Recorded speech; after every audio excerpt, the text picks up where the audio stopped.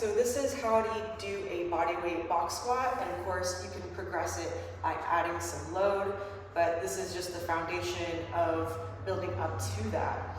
So with the box squat, of course, if you're working from home, you're gonna want to work on a chair that you have. And of course, if you're at a gym, you can do it on a bench or on a box like this. And with the box squat, you can either have your feet facing forward like this and sitting down, coming up. And of course, pay attention to how your hips feel. If you feel restricted with your feet facing forward, then you're gonna wanna turn your feet out a little bit. Okay?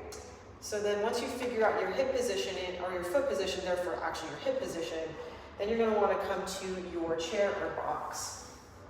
The starting position is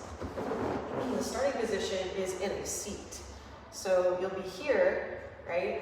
I'm gonna lean forward over my legs and then drag up to stand, okay? So again, I'm sitting my butt back, nice and steady. And I really am focusing on controlling the movement all the way down. So hands can be at the hips here, if need be, or hands to your chest, like you're holding onto a weight. So slow and steady. So of course, you might be wondering, you're like, I'm not doing a slow and controlled movement to the box, right? And I only have one level of chair. I can't bring it up any higher like this, right?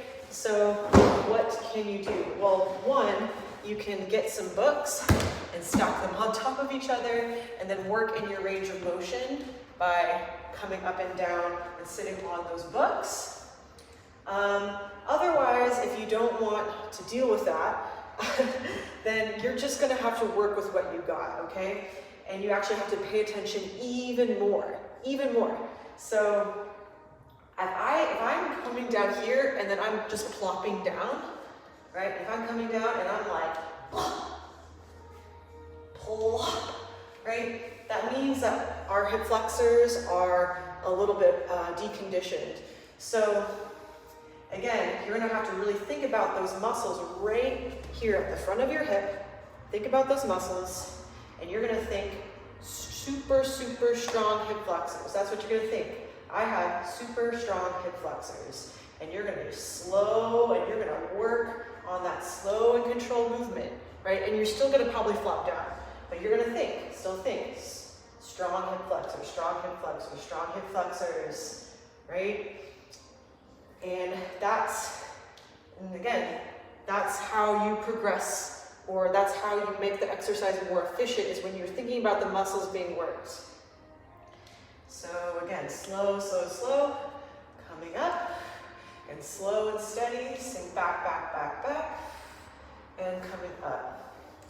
So again, I'm thinking about these hip flexors working here, and even if you're plopping down, you're still going to build that concentric strength coming up, right? Even if you're here and all of your reps are like looking like this, plopping down, right?